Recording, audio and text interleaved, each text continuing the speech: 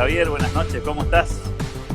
Hola Alberto, amigo querido del alma, ¿cómo estás? ¿Cómo estás, Javier? Muy buenas noches, gracias como siempre por tu generosidad, tu tiempo y tu ganas de conversar con la gente, porque te seguimos en las redes y te vemos muy activo y creo que es muy saludable para la gente que te escucha saber que estás ahí firme, dándonos tu mirada, ¿no?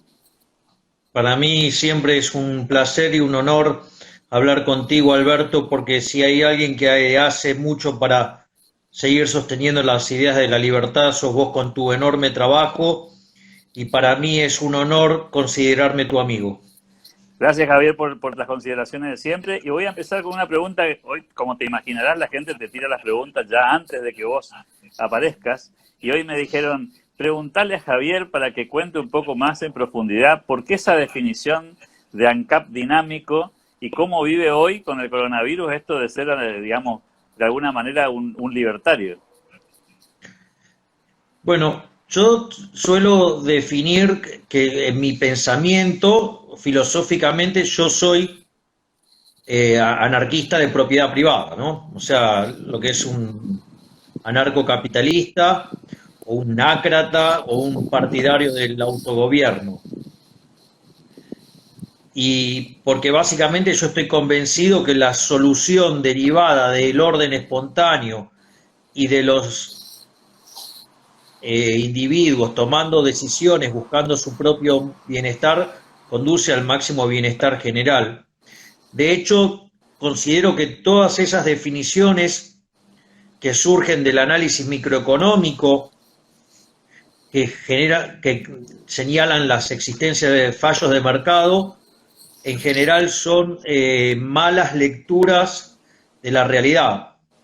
Es decir, cuando vos tomás un curso de microeconomía, te aparece, no sé, fallo de mercado, no convexidades. Por ejemplo, los monopolios. Cuando vos lees Monopolio y Competencia de Rothbard, te das cuenta que ese análisis que hace la micro tradicional es incorrecto porque es no solo que es estático, sino que es de equilibrio parcial, no contempla la posibilidad de sustitución y además también es estático, con lo cual, digamos, está ignorando las cuestiones de índole dinámica. Cuando vos tenés, digamos, el tema de los bienes públicos, ¿no? Digo, lo que tiene que ver con la rivalidad y la exclusión. Entonces, viste que la rivalidad es que si lo consume uno no lo puede consumir otro, y la exclusión es que el oferente, cuando se lo brinda a uno, no puede excluir a otro. O sea, entonces con esa definición, por ejemplo, de bienes públicos, digamos, los faros, supuestamente es el caso emblemático de un bien público. Y Ronald Coase agarró, hizo un análisis de todos los faros del siglo XIX y adivina qué descubrió, Privados. que todos eran privados. Bueno, digo, también, digamos, podés hablar de los conceptos de externalidades, ¿no? En el fondo, digamos, las externalidades no son más que un problema de derecho de propiedad mal definido. Entonces, y bueno, y después los problemas de información asimétrica, o sea, ahora, si no lo sabe, digo, el que está en el medio de la operación, ¿cómo lo va a saber alguien desde afuera, no? Pero por eso, digo, o digamos, los problemas de fallo de coordinación, que básicamente significa que se te da una suerte de teoría, de una cuestión que podría entrar en la lógica de la teoría de los juegos, y eso daría lugar a un equilibrio de Nash que no se alcanza, pero que los agentes se coordinan en un equilibrio malo. Y fíjate que y supuestamente el Estado, que no sabe nada de ese mercado y sabe menos de que los agentes que están involucrados, supuestamente los va a coordinar hacia el equilibrio bueno. Y ahí tenés una aplicación muy interesante, porque hoy todo el mundo se está quejando de que la gente está sobreacumulando mercaderías. Entonces, digamos, si todos, digamos, se ponen a comprar, generan desabastecimiento, ¿por qué? Porque le alteran la dinámica a los supermercados, por decirlo de alguna manera, al tiempo que hacen subir de manera excesiva los bienes de primera necesidad, o sea, porque mejora el precio relativo, porque vos estás cambiando tu perfil de demanda, entonces, digo, conduce a un equilibrio malo. Ahora la pregunta es, ¿por qué la gente se está yendo a ese equilibrio malo? Bueno, porque justamente tenés imbéciles como Marcó del Pont, Culfas o Paula Español, que en lugar de contribuir a que te vayas al equilibrio bueno, ellos mismos generan el equilibrio malo, porque cuando amenazan con la ley de abastecimiento, cuando la señora Paula Español sube fotos en redes mostrando cómo cierra locales, me hace acordar la frase de Armando Rivas que decía que durante la Revolución Francesa a los panaderos, cuando subían el precio, les cortaban la cabeza, y cuantas más cabezas cortaban, los precios eran más altos. Entonces, digo, para mí, y esto, digamos, yo ayer leí un libro que se llama La teoría del caos, de Robert Murphy, que avanza sobre las cuestiones del derecho privado, ¿no? Digamos, cómo se resuelven las cuestiones del derecho privado y, o sea, que el tema de la seguridad y la justicia y lo que tiene que ver con la defensa nacional en un marco anarcocapitalista.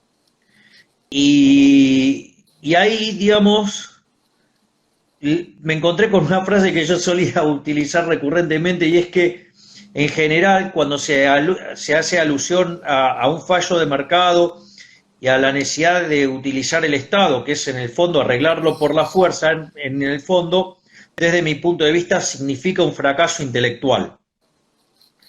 Por lo tanto, digamos, la solución del paraíso está asociada justamente con el anarcocapitalismo. De hecho, hay una conferencia brillante de Jesús Huerta de Soto que se llama Dios, Anarquía y el Papa Francisco, y demuestra, digamos, que Dios es libertario. Y esto, digamos, o sea, en alguna vez hice la reflexión que si Dios fuera colectivista, el mundo ya hubiera desaparecido. O sea, en cambio, como es libertario y hace hacer y deja pasar, deja hacer y deja pasar, evidentemente, el mundo, digamos, el universo sigue funcionando. O sea, el único problema es esa pelota celeste que está llena de colectivistas y que, digamos, lo puede llegar a hacer estallar, digamos, por justamente eso. Eso quiere decir que yo digo filosóficamente soy anarcocapitalista, o sea, pero entiendo que de corto plazo puedes tener algunas restricciones. Lo voy a hacer con un caso muy concreto. Vos sabés muy bien, Alberto, que en los 80, por ejemplo, se discutía si las calles podían ser privadas. Esa discusión, que en los 80 parecía como una discusión muy tirada de los pelos, por decirlo de alguna manera, hoy es una discusión sin sentido. Porque vos sabés que hoy podría ser así. ¿Por qué? Porque vos tenés las lectoras que se usan en las autopistas y lo podrías aplicar también para las calles. Y además también podrías usar el GPS para calcular el mínimo tiempo, el mínimo costo, ¿sí? Y básicamente las calles de mejor estado. Entonces, digo, lo cual se resolvería fácilmente con un algoritmo de optimización. Por lo tanto, esa discusión que parecía tan tirada de los pelos, hoy no lo es. O mismo, digo, vos mirás un country y que está el Estado construyendo las calles. No. Me acuerdo. Entonces, digo, exactamente. Entonces, ahí lo que vos ves es que, en el fondo, cada intervención del Estado, digamos, o que se promueve una intervención del Estado, lo que tiene implícito es un fracaso intelectual en encontrar la solución por acuerdos voluntarios. Es decir, es una limitación mental, ¿sí? O sea, es alguien que está en un estadio intelectual inferior, lamentablemente, es así. Ahora, el otro punto es si la tecnología te acompaña. Entonces, vos podrías ser en los 80 partidario de tener calles privadas, pero quizás la tecnología no te acompañaba. Pero hoy la tecnología te lo permite. Por eso yo suelo decir que soy minarquista de corto plazo, solamente seguridad y justicia, pero soy, en términos dinámicos, anarcocapitalista, porque conforme vaya evolucionando la tecnología, va a ser muchísimo más fácil instrumentar las soluciones de acuerdos voluntarios, ¿no? Digo, que el mercado no es ni más ni menos que eso, ¿no? O sea, son, digamos, interacciones entre seres humanos, entre individuos que desean, digamos, maximizar su bienestar y que para ello realizan intercambios voluntarios con otros individuos donde van a estar intercambiando derechos de propiedad. Porque ese es un elemento muy importante, la definición, ¿no? O sea, en eso, digamos, el doctor Rojas es muy enfático y a mí me parece que es un elemento extremadamente valioso hacer siempre en el foco sobre la cuestión de los derechos de propiedad. Te traigo a la actualidad, Javier, con una pregunta que también me hicieron el día de hoy para que te la traslade. ¿Qué opinas de la situación de la cuarentena de países como Estados Unidos o como el Reino Unido? Viste que siempre nos asocian a nosotros con una especie de matriz casi lineal de que los liberales defendemos cualquier cosa que hacen ciertos países. Y entonces, claro, la chicana es ¿qué está pasando en Estados Unidos? ¿Qué está pasando en el Reino Unido? ¿Por qué les va como les va? ¿Cuál es tu mirada sobre lo que está sucediendo en esos países? Mira, yo creo que en primer lugar, es falso el dilema que plantea Alberto Fernández. No hay un dilema entre salud y economía. De hecho, los países más libres, que son 8 veces más ricos que los reprimidos, sí, por lo tanto tienen una economía 8 veces mejor que la de los reprimidos. La gente vive 80 años en los países libres y los reprimidos 64. Es decir, viven un 25% más que lo que viven en un país reprimido. Por lo tanto, es falso, digamos, que la economía esté de patadas con la salud. En segundo lugar, lo que no contempla el presidente Alberto Fernández es que si yo tomo su modelo de cuarentena y lo llevo al límite, el problema es que, digamos, si tengo a todos los argentinos encerrados, la producción es cero. Por ende, inexorablemente el consumo va a ser cero. Y por más que los imbéciles keynesianos quieran estimular la economía imprimiendo papelitos, no lo van a lograr. No lo van a lograr porque cuando vos tengas los papelitos en la mano y quieras comprar bienes, pero bienes no existen, por ende el poder adquisitivo del dinero, ¿cuánto es? Cero. Si el poder adquisitivo del dinero es cero, significa que los precios son infinitos, expresado en unidades monetarias, o sea, tenés una hiperinflación. Por lo tanto, digamos, me parece un falso dilema. Ahora, después la forma en la cual, digamos, trabaja y realiza las cosas cada economía es propio de cada economía y, digamos, o sea, entonces lo que a mí, digo, a ver, yo tengo, por ejemplo, a mí no me parece mal la decisión de la primera cuarentena. Porque, y voy a explicar por qué.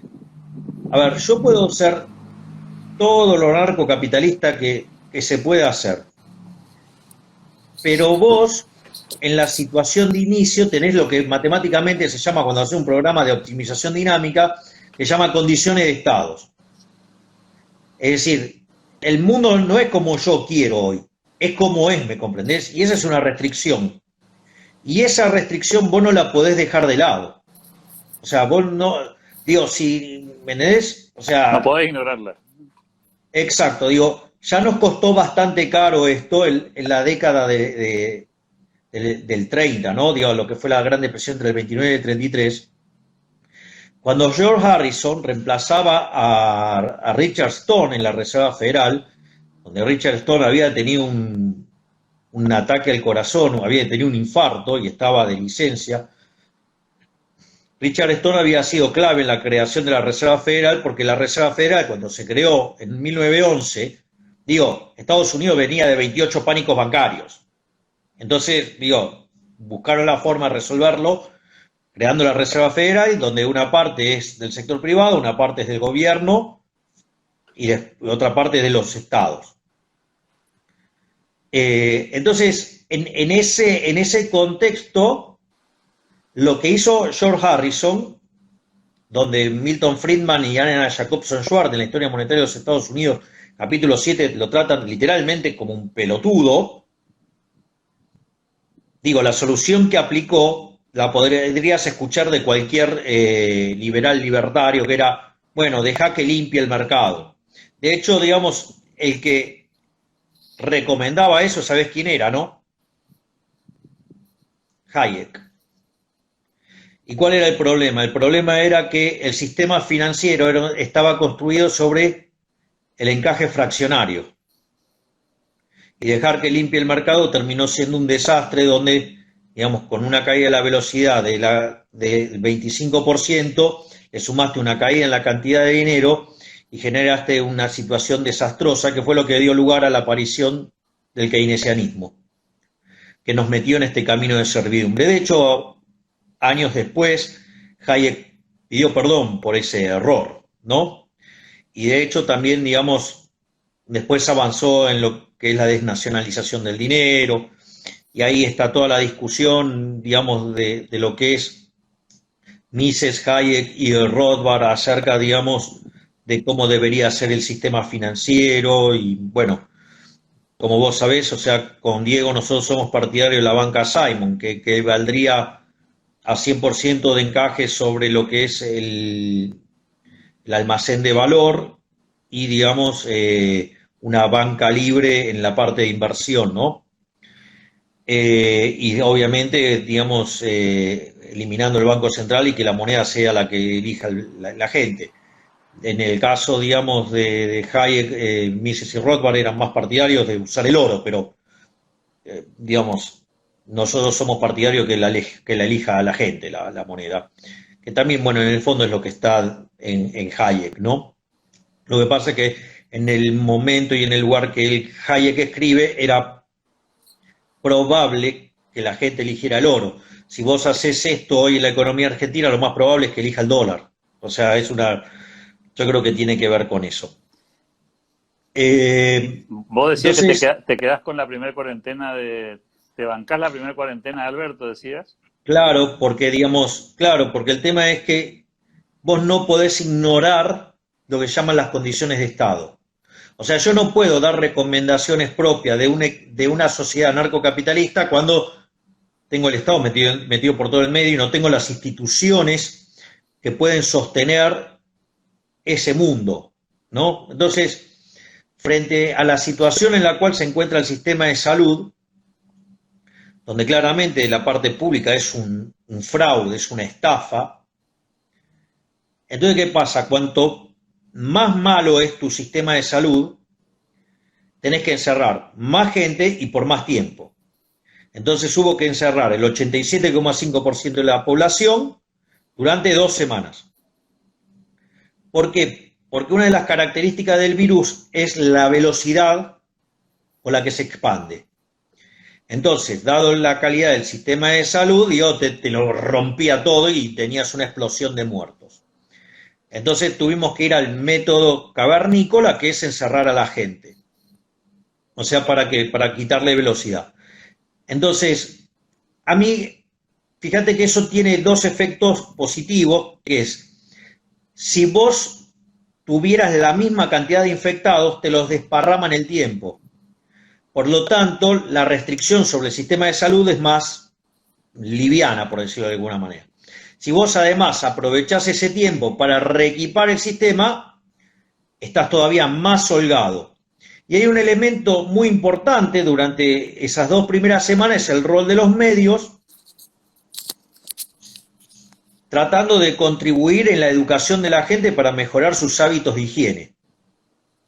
Con lo cual, no solo que lo estirás en el tiempo, pero tendrías los mismos infectados de base, pero con una estructura de salud mejor para responder, sino que le quitas velocidad, por lo tanto, el techo que va a tener el virus es más bajo.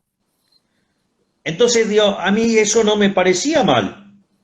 ¿Por qué? Porque vos, o sea, vos vivís en el planeta Tierra, no vivís en Liberland. En este mundo, ¿sí? Vivís, sí. Por eso. Entonces, a mí esas definiciones, viste, que son mezcla de anacrónica con pelotudos, ¿viste? Porque, o sea, es como cuando vos agarrás y lo criticás a Sturzenegger porque puso las LELIC. ¿Qué me vas a decir? ¿Que era mejor tener una hiperinflación en ese mismo momento? ¿Viste? O sea, hay cada salame entre los nuestros que, por favor... Sí. Bueno, son los que en general suelen contribuir a que nuestras ideas queden desplazadas, o sea, porque hacen análisis que dejan de lado la El mundo condición real. inicial, o sea, la condición de Estado, ¿viste? Entonces, ¿viste? Yo agarraría, le diría, mirá, poné el orto en la silla y aprendé un poco de optimización dinámica. Cuando armás la condición de transversalidad, pensá que querés llegar al mundo libertario, pero hoy no te dan las condiciones. ¿Y con el segundo tramo de la cuarentena? ¿Con el tercer tramo de la No, cuarentena? ahí ya no estoy de acuerdo. Contame. No, ahí no estoy de acuerdo. O sea, porque en realidad ya digamos eso empieza a generar un problema más grande sobre el sistema productivo. Es decir, en el límite, tengo todos encerrados, la producción es cero, el consumo es cero, entonces ahora no sé, no voy a tener 100.000 muertos, voy a tener 45 millones de muertos. Entonces ahí ya directamente le empieza a errar. ¿Por qué? Porque ahí los problemas son estos. Mirá, una empresa promedio en Estados Unidos resiste la cuarentena total durante 25 días. Pero, por ejemplo, un restaurante o un negocio de esas características aguantan 14 días. Y la verdad es que el sistema financiero de Estados Unidos es un poquitito más profundo que el nuestro. Es más, ni siquiera se... Es más, el financiamiento en el sistema financiero, o sea, los bancos, dicho de esta manera, es muy chico respecto al financiamiento verdadero que tiene el mercado de capitales. Es decir, una empresa cuando necesita, digamos, crédito, una empresa grande para el capital de trabajo, no va a los bancos. Mete un commercial paper en la bolsa. Digo, ¿me entendés? O sea, se financian de otra manera. Se financia con mercado. O sea, claro. Entonces, digo, igual así todavía, a pesar de eso, el sistema financiero es muchísimo más grande que el nuestro. Pero al margen de eso, digo, medido en términos de PBI. Entonces, quiere decir que Argentina, el sistema productivo no aguanta más de 14 días. Y además tenés otro problema, que la economía en negro en Argentina oscila entre el 30 y el 40% según el ciclo. Entonces el tipo que vive del día a día, vos lo estás condenando a morirse de hambre. Y encima, digamos, los políticos no quieren ceder en el gasto público. Y acá hay una luz de esperanza, porque ellos dicen, no, el gasto no va a bajar. Y los impuestos se tienen que pagar, porque si no, digamos, ¿cómo vamos a gastar? Bueno, el problema es que si vos me haces cerrar la empresa, yo no produzco y me obligás a pagar los impuestos y a pagar los sueldos, quiebro. Entonces, cuando la empresa quiebre, no puede pagar impuestos. Cuando la gente se queda sin laburo, no paga impuestos. Por lo tanto, la recaudación se te cae. De hecho, la recaudación flujo se está destruyendo.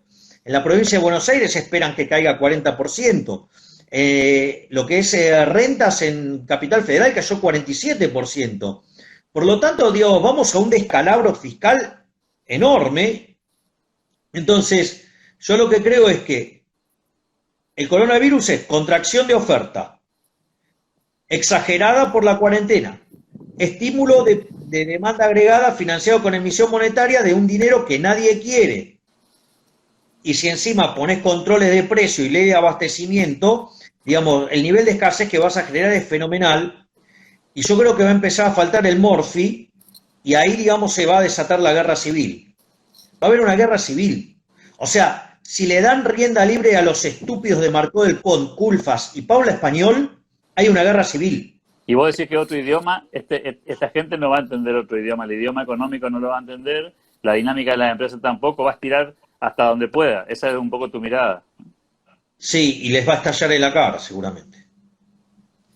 La pregunta que muchos te harían seguramente, Javier, es si vos tuvieses la posibilidad de estar parado donde está Alberto Fernández, o pudieses siquiera acercarle un material o un paper, ¿por dónde irías? ¿Por dónde avanzarías en la situación de la cuarentena en Argentina? ¿Cuáles serían tus recomendaciones si tuviese que marcar 3, por ejemplo? Yo, en materia sanitaria, lo que le diría es, trataría de copiar el modelo de los países exitosos. Los países exitosos, ¿quiénes fueron? Son Israel, Japón, Taiwán, Hong Kong, Singapur, Alemania, Suiza, ¿ok? yo lo que haría es, en ese sentido, apartaría a la población de riesgo. Pensá que el grupo de mayor riesgo son los adultos mayores. Pero los adultos mayores están jubilados y la cobertura es amplia, con lo cual claramente no vas a tener un problema de impacto productivo negativo quitándolos del mercado. Obviamente que hay otros grupos de riesgo más, ¿no? Digo, aquellos que tienen problemas respiratorios, por ejemplo. Pero tampoco es un porcentaje grande de la población. Lo otro que haría, saldría básicamente a medirle la temperatura a todos los que van a trabajar, todos a trabajar, y el que tiene temperatura lo aíslo. O sea, y analizo, digamos, qué nivel de problemas hay y si amerita o no ir hacia un testeo.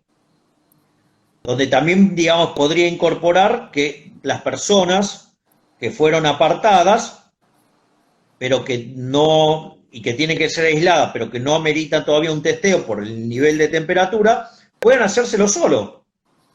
Con lo cual también favoreces eso. Pero para eso también necesitas tener precios libres. Y esa es la parte que acá no entra. Entonces, en ese sentido yo te diría, mirá, eso sería la forma de que vos minimizás el daño en la producción. Y por otra parte, los agentes tienen los incentivos para cuidarse ellos mismos también. Entonces, pero bueno, no les entran las balas. Eso, digamos, en el plano, digamos, de la cuarentena. En lo productivo, yo creo que es el momento justamente de bajar el gasto público y relajar los impuestos. O sea, fíjate lo que hizo Trump. Esto es muy interesante lo que pasa en Estados Unidos, en Francia o Argentina. Son 3 casos que sirven muy fuertemente para mirar lo que se está haciendo, ¿no? Fíjate esto. ¿Qué es el coronavirus? El coronavirus es una caída transitoria del ingreso. Cuando vos te cae el ingreso transitoriamente, vos no reducís el consumo. O sea, digo, porque vos consumís acorde a tu ingreso permanente, no acorde a tu ingreso transitorio. Entonces, cuando a vos te cae el ingreso transitorio, entonces el consumo no cae. Eso hace que el ahorro caiga. Cuando cae el ahorro, la tasa de interés sube, la demanda de dinero cae y los precios, expresados en unidades monetarias, suben. Pero eso es una economía cerrada. En una economía abierta, cuando empieza a subir la tasa de interés, te entran capitales y te financian.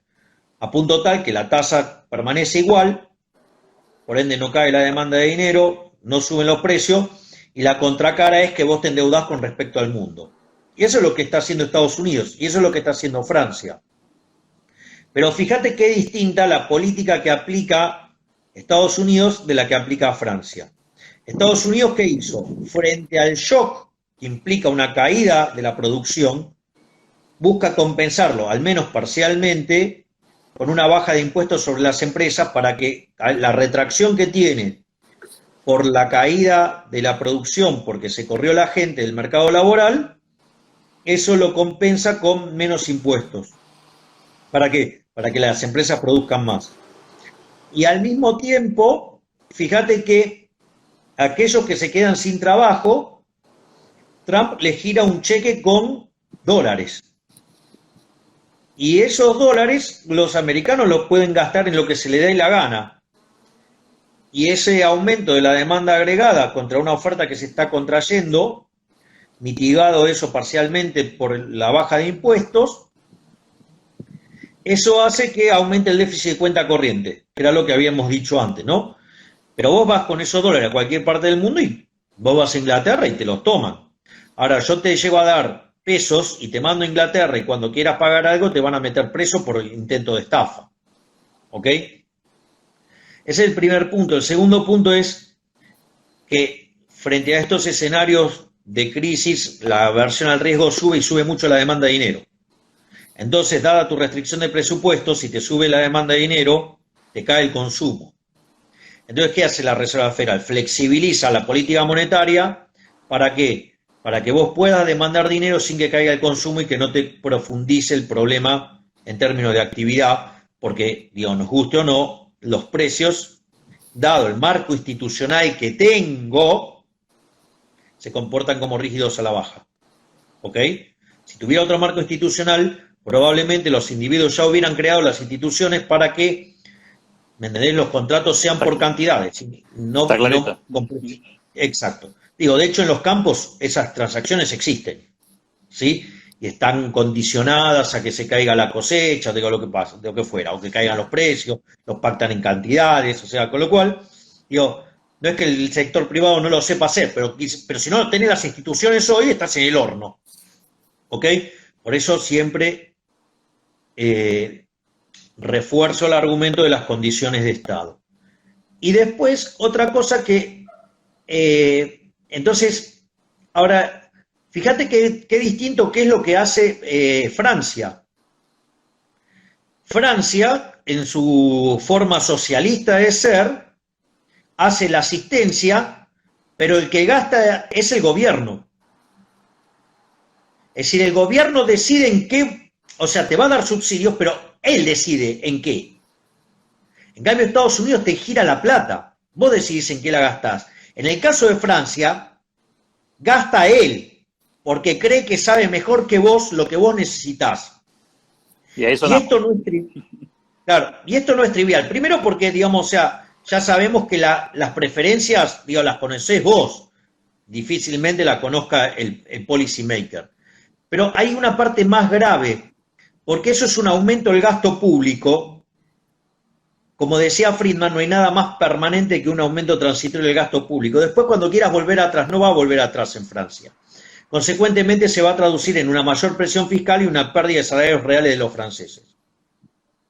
Ahora, mirá qué interesante lo que hace Trump. Porque, ¿qué es lo que hace Trump? Bueno, estás desempleado, te mando un cheque. El tema es que se terminó el desempleo. Digo, primero que vos la gastás en lo que se te da la gana. Y segundo, no tema menor, se terminó el desempleo, el cheque se cortó. Por lo tanto, ese aumento del gasto público es absolutamente transitorio. Es limitado, sí. Con lo cual, digamos, la verdad es que con todas las porquerías que está pasando en el mundo, digo, Trump les gana por escándalo a todos. O sea, claramente entiende más.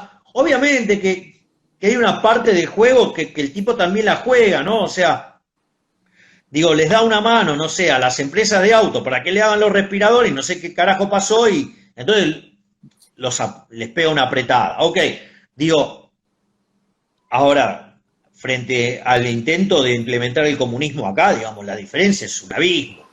O sea, de vuelta, no quiere decir que yo esté avalando, digamos, pero Trump, digo, se pelea con la gente por Twitter. O sea, es Trump. O sea, digo, lo tenés que poner, digamos, en la contexto, lógica. Sí, claro. Claro, entonces digo, no es que, digo, o sea, es un tipo, digamos, que lo caracteriza de la corrección política. ¿Me entendés? O sea, Trump se putea con el presidente de la Reserva Federal por Twitter. Entonces vos decís, no, bueno, pará, loco, pero eso es un avance sobre la independencia del Banco Central. Ahora, yo te hago una pregunta. Si la economía americana mostró un incremento de la productividad a la luz de bajar los impuestos, la tasa de equilibrio es más baja. ¿Me comprendés? Entonces, la pregunta es, si la tasa de equilibrio es más baja, digo, la economía se está expandiendo por esa situación, digo, el tipo tiene todo el derecho del mundo de putear diciéndole a la Reserva Federal, vos estás mirando la expansión económica como si fuera un problema de expansión de demanda, cuando en realidad lo que se está expandiendo es la oferta. Y vos me estás cagando el funcionamiento de la economía. O sea, ¿me entendés? O sea, el tipo, lejos de ser un boludo, es el que mejor entiende todo. O sea, yo no sé a quién tiene al lado, pero el que tiene al lado entiende todo. Ahora, esa dinámica que usa Estados Unidos y algunos otros países del mundo, como los que vos nombraste, más exitosos, en tu opinión, ¿salen más rápido, salen más fuertes, se recuperan más rápido cuando esto, entre comillas, se acomode? Claro, ese es el punto interesante. En el caso de Estados Unidos, cuando recupera muy rápidamente. Porque, en el fondo, a ver, cuando vos tenés un shock de oferta, todo lo que es la teoría de los ciclos reales, que eran shocks tecnológicos, Entonces, que en realidad nunca eran suficientes como para explicar un ciclo, y si querías hacer algo parecido a esto, era una caída del capital. Pero no es asimilable una caída del capital, porque si se te cae el capital, vos sí necesitas mucho tiempo para recomponerlo. Pero una salida de la gente del mercado laboral entra y sale, es mucho más rápido. ¿Me comprendés? Ok, pasó la enfermedad, vuelven todos. O sea que la salida tiene que ser más rápida, o sea, el rebote tiene que ser más rápido. Y eso Estados Unidos lo está haciendo bien. Francia te va a dejar mayor presión fiscal. Ahora, ¿quién está haciendo todo mal? Argentina. Porque Argentina no se puede endeudar porque está al borde del default. Argentina no puede emitir dinero porque la gente desprecia el dinero. Entonces Argentina va al default, aun cuando haga un acuerdo, suponete por el tramo internacional, ok, hace un acuerdo.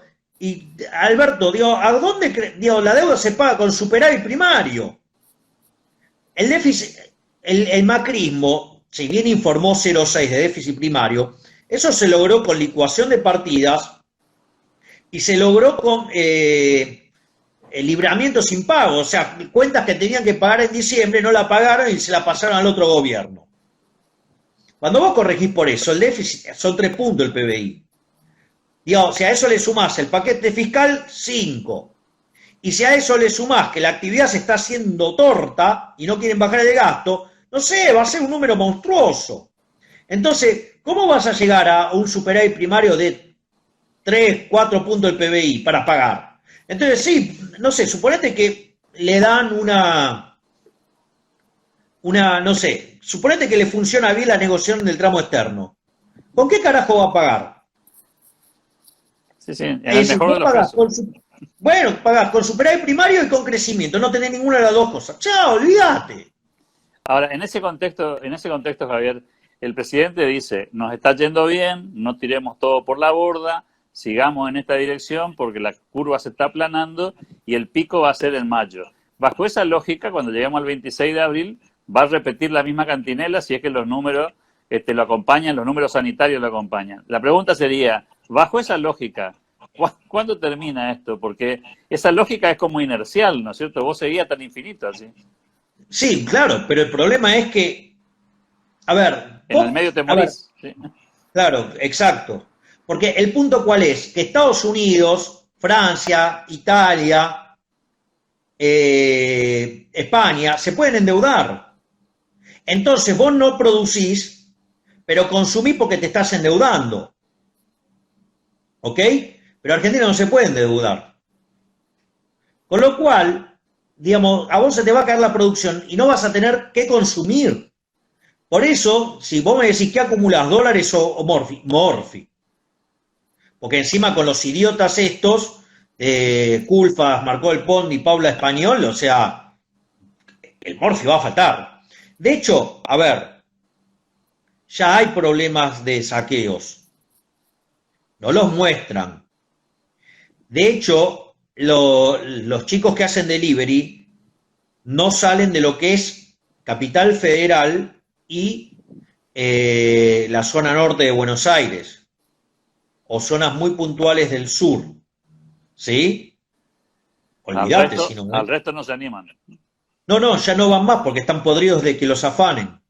De hecho, el otro día, digamos, un quilombo en Quilmes, en un frigorífico, la policía estaba defendiendo el frigorífico y Kicillof bajó la orden de que se corran, con lo cual ya está, quebró un frigorífico.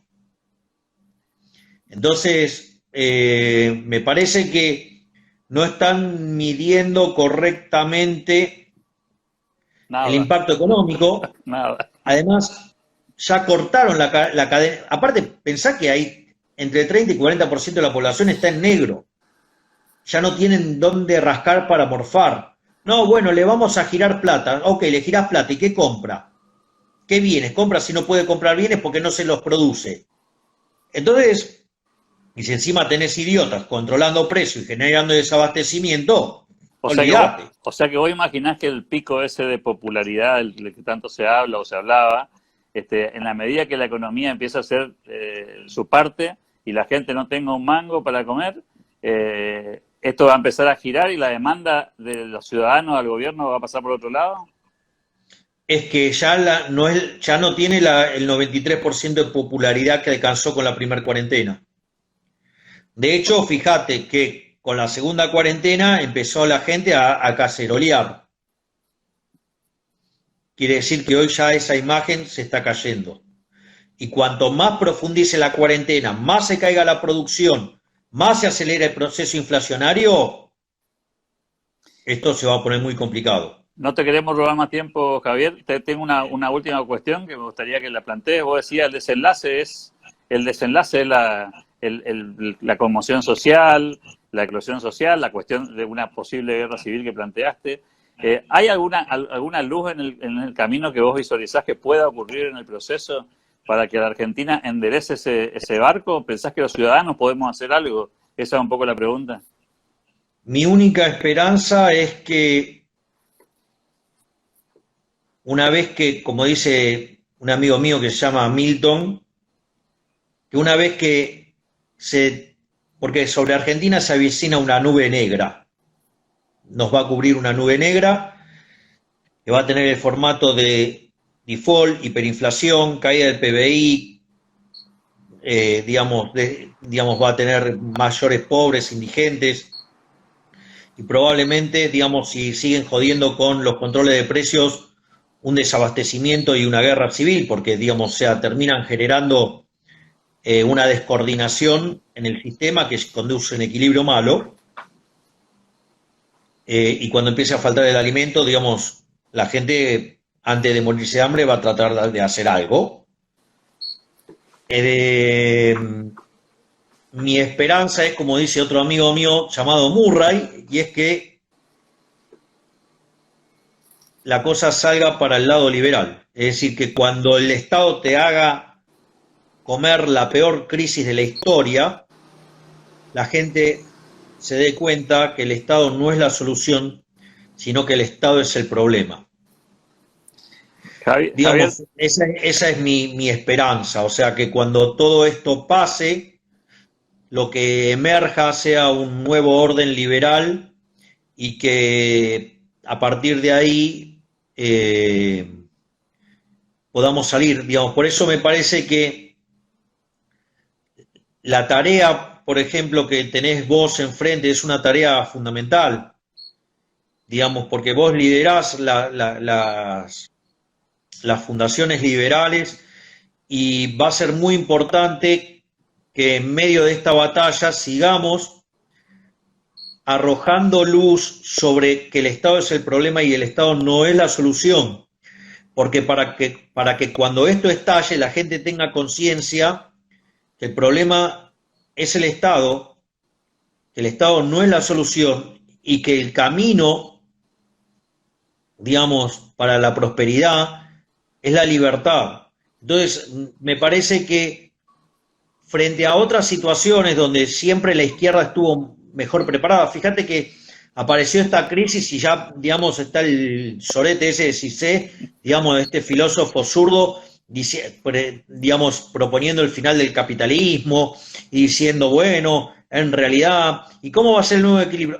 Imaginemos, la imaginación al poder. Están desde el año 68 estos pelotudos, tratando de imaginar, llevan 52 años, haciéndose la paja, en qué imaginan, que no imaginan un carajo, y siempre recurren a la receta que fracasó.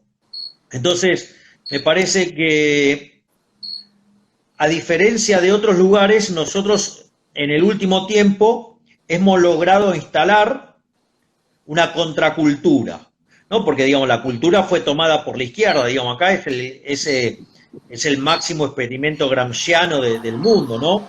Donde tomaron la cultura, donde tomaron la educación, donde tomaron los medios, y de ser el país más rico del mundo lo convirtieron en 70. O sea que, pero hay una luz donde, hay un montón de liberales dando vuelta y dando la batalla. Entonces, nos den más o menos lugar en los medios, pero estamos aprovechando de la tecnología para informarle a la gente, para abrirle los ojos a la gente. Y yo creo que, si todos nos coordinamos y tratamos de de ayudar a la gente a mirar estos procesos, me parece que vamos bien, me parece que vamos bien. O sea, porque además hay recepción para las ideas. Javier, Eh, has cumplido un rol en ese juego, has cumplido un rol, lo sabes, de haber generado ese eco en todas las ideas de la libertad en la Argentina. Cumpliste un rol clave, acercaste a mucha gente, muchos jóvenes sobre todo, y creo digo, hay que, lugares que me bancan, ¿no? Como el señor Alberto Medina Méndez. bueno, pero la idea es seguir poniéndole el cuerpo a esto, porque lo que empezaste hace unos cuantos años está dando sus frutos y la gente que te acompaña, la gente que te escucha, y la cantidad de gente que no lo reconoce, pero empieza a aceptar que las cosas que vos decís tienen mucho asidero, aunque no lo puedan decir en público. Me parece que es un éxito que más tarde, más temprano, lo vamos a tener que ver plasmado en otros campos de la vida social. Así que yo, más que agradecido, Javier, con tu tiempo de siempre, con tu generosidad gigantesca. Hay poca gente que conoce ese costado tuyo que tiene que ver con abrirle la puerta a todo el mundo, darle posibilidades a un montón de gente. Y yo creo que en esa línea que tiene que ver con los valores morales, no solamente con los conocimientos, es un poco lo que marca la senda, ¿no? Te agradezco infinitamente. No, el agradecido soy yo. Para mí es muy valioso el apoyo que yo recibo como es tu caso, Alberto, o como es el caso de otras fundaciones, ¿no? Digamos, o sea, a mí, por ejemplo, la Fundación Libertad en Rosario también, digamos, o sea, me ha dado mucho espacio, me lo ha dado Gerardo Bongiovanni, me lo ha dado Alejandro Bongiovanni, me lo ha dado Nacho, sí, digamos, o sea, digo, ni que hablar, digamos, todas las veces que estuve rompiendo las pelotas en el Club de la Libertad, En buena hora ¿no? y bienvenido. Por lo tanto, o sea, hay mucha gente, digamos, o sea, hay gente que también hace un trabajo silencioso que no se ve, y es, por ejemplo, el trabajo que hace Distel, digamos, trayendo bibliografía para que nosotros podamos esparcirla. Y la verdad es que lo que tenemos que tener claro es que no solo somos superiores en los productivos, somos moral y éticamente superiores y hasta somos superiores estéticamente. Por lo tanto, digamos, nosotros tendríamos todos los elementos para ganar porque hemos ganado en todos los planos.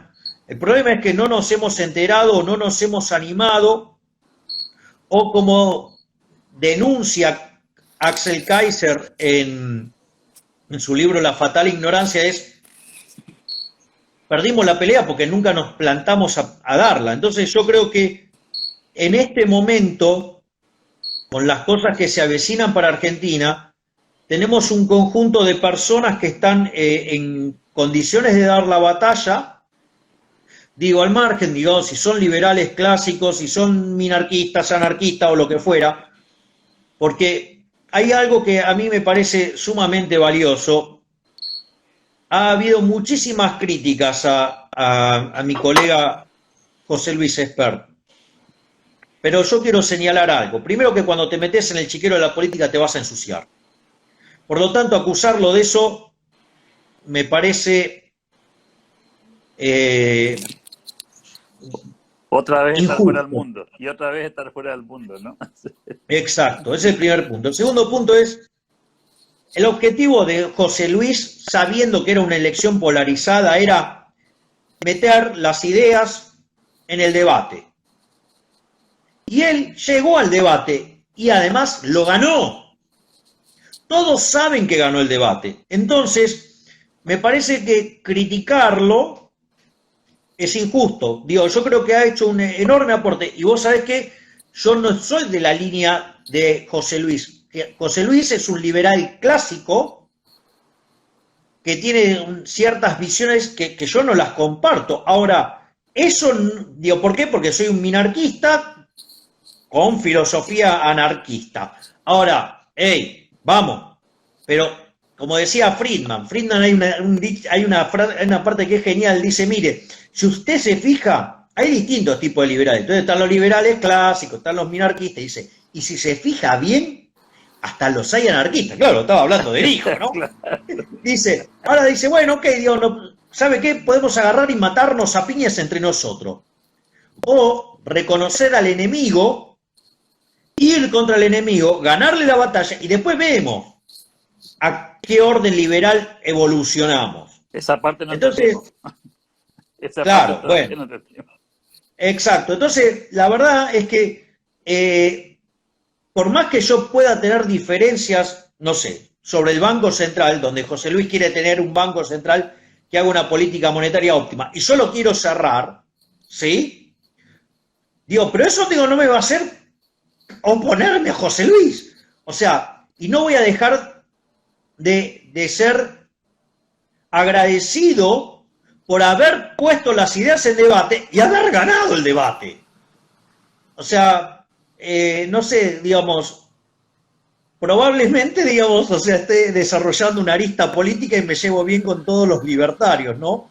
O sea, porque me puedo llevar bien con Agustín Laje, a quien adoro, y me llevo también con Gloria Álvarez y con Kaiser y con Márquez y, bueno, obviamente, digamos, o sea, Giacomini es como mi hermano, Mariano Fernández como mi hermano, María, digamos, Saldívar también, o sea, ok, digamos, o sea, me puedo llevar bien con todos, salvo con algunos que... Que no se quieren llevar bien con vos.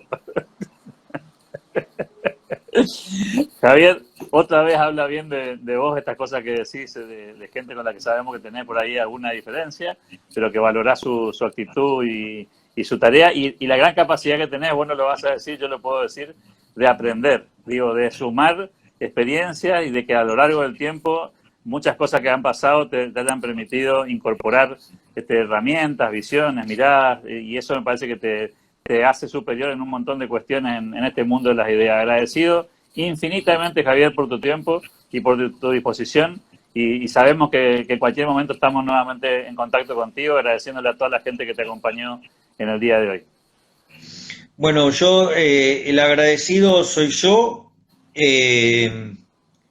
La verdad es que para mí siempre es una experiencia maravillosa hablar contigo, Alberto. O sea, a mí no me molesta que la gente sepa abiertamente del aprecio enorme que tengo por vos. Te agradezco. O sea, de hecho hoy, esta es la cuarta conferencia, así que imagínate cómo estoy.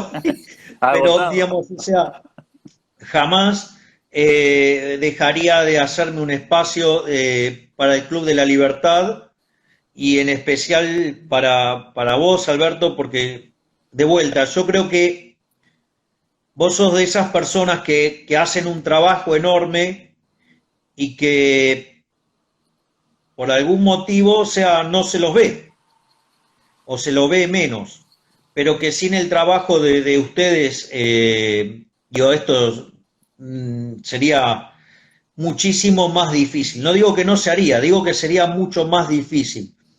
En eso, digamos, hay personas que, de vuelta, hacen un trabajo que lo hacen con humildad y que empujan para que los que están visibles puedan traccionar mejor, o sea, sin los que apoyan, digamos, desde, no digo anonimato, pero digo, con muchísima menos exposición, todo sería muchísimo más difícil. Imagínate, digo, para mencionar un caso, sin Distel. Un gran constructor, No. un gran constructor. O sea, tendríamos muchísima menos bibliografía, porque la verdad que no es fácil encontrar la bibliografía austríaca, y el tipo está moviendo el culo todo el día para conseguir libros, para que se lo dejen traducir, para poder, ¿me entendés? Entonces vos agarrás y pedís la acción humana y lo vas a encontrar, pero lo vas a encontrar gracias al esfuerzo que hace Distel. Bueno, digo, ¿y quién sabe quién es Distel más allá de nosotros? Ahora, sin embargo, el tipo, o sea, porque sí, ok, yo agarro y recomiendo los libros. Sí, no, porque tenés que leer La Fatal Arrogancia, porque tenés que leer, digamos, Camino de Servidumbre. Y después no lo encontrás por ningún lado. El que, digo, ¿no? o sea, el que hace la otra parte de Rodolfo y el equipo de Rodolfo. Por eso, entonces me parece que hay mucha gente haciendo mucho trabajo muy valioso donde la gente ve la cara. Pero, ¿me comprendés? O sea, yo tengo claro que soy una de las caras, y fíjate esto, ¿no? vos mencionaste de todos los que yo le fui abriendo puertas. Me tuvieron 4 meses censurado, pero siguió habiendo liberales dando vuelta. O sea que, entonces se siguió machacando en el discurso. Así Bueno, es. ahora me levantaron la restricción, voló el rating, el video ya tiene más de 500.000 reproducciones. Entonces digo, ok, Y vamos de por más. vuelta. Y vamos por más. Vamos por más ahora vamos por más. Digamos, como me dijo vos sabés, un nuevo libertario que se nos sumó, que es el doctor Mauricio de Alessandro, que te proponga que veas los videos que sube de cuando habla en el Consejo Deliberante ahí en Tandil. Entonces te cita a los autores austríacos, agarra y de repente desarma con los argumentos de lo que no se ve. Y O te sea, mata. a la Bastiat barra Hazlitt. No, es mundial. Y me dijo un día, ¿sabés qué? El rating mata el odio. Me gusta la frase esa para el remate. Nos va a sacar del aire en cualquier momento en Instagram, te agradezco. Está bien, muchísimo. pero sigamos hasta que las velas no ardan, porque sabés Hasta que que para nos mí echen. es un placer. Hasta No, que pero nos vos sabés que yo creo que deberían incorporar charlas con D'Alessandro. D'Alessandro me estuvo llevando por distintos lugares de la provincia de Buenos Aires a dar conferencias. O sea, no solo que es uno de los 3 mejores abogados de la Argentina, sino que además es un tipazo y se convirtió al liberalismo. Sí, sí, acá dice alguien en que está escribiendo, y es cierto, me consta a mí, Milei vos recomendaste a muchos. A mí me consta que no solamente por D'Alessandro, sino que has recomendado a mucha gente que poca gente conocía. Y obviamente cuando viene de la mano una recomendación como la tuya, lo menos que uno puede hacer es darle pista para ver a ver cuánto vale ese jugador que está sugiriendo, ¿no? Y nos ha pasado muchísimas veces, Javier, y lo seguía haciendo. Y con gente inclusive, lo puedo decir en voz alta, con gente que después no tuvo la gratitud con vos de que le abriste las puertas y lo hiciste igual, digamos, con absoluta convicción. Pero es que el problema, a ver, yo soy un enamorado de estas ideas. Yo creo en estas ideas. Y yo entiendo que vos, porque yo, ok, me podría haber quedado con todos los contactos para mí y ocupar yo solo el lugar. Ahora, cuando aparece un problema y quedo censurado por una X cantidad de tiempo, ¿qué hubiera pasado? Hubiera quedado el espacio para que lo ganen los zurdos. ¿Y quién se va a perjudicar en eso? Me hubiera perjudicado yo también. Entonces, digo, porque aparte de última, o sea, que elija el mercado. Digo, ¿acaso no somos liberales? Sí, sí. O sea, ¿cómo me voy a enojar? El otro día me dice, y bueno, pero ¿cómo te sacaron del aire y estás enojado? No, porque si un medio privado me saca del aire, es su decisión. Digo, ¿quién soy yo para meterme en la propiedad de ellos? O sea, si me sacaron, ok, me sacaron. ¿Me comprendés? Y el día que crean que les vuelvo a servir, me volverán a llamar y nada. O sea, ¿quién soy yo para cuestionar qué hace con su propiedad otro individuo? Dios, lo único que faltaría. Lo único que falta. Javier. Claro, digo, viste, esos liberales que se quejan del resultado del mercado, yo no los entiendo. O sea, se enojan porque no los eligen a ellos. Pero bueno, qué sé yo, la vida. Son las reglas del juego, hermano, ¿no? Son las reglas del juego. Digo, al menos son las que profesamos nosotros. Y somos fieles a esa convicción. Se nos termina el tiempo, me aclaran acá. Si vos querés, la seguimos, cortamos y avanzamos. Lo que tú digas, Javier.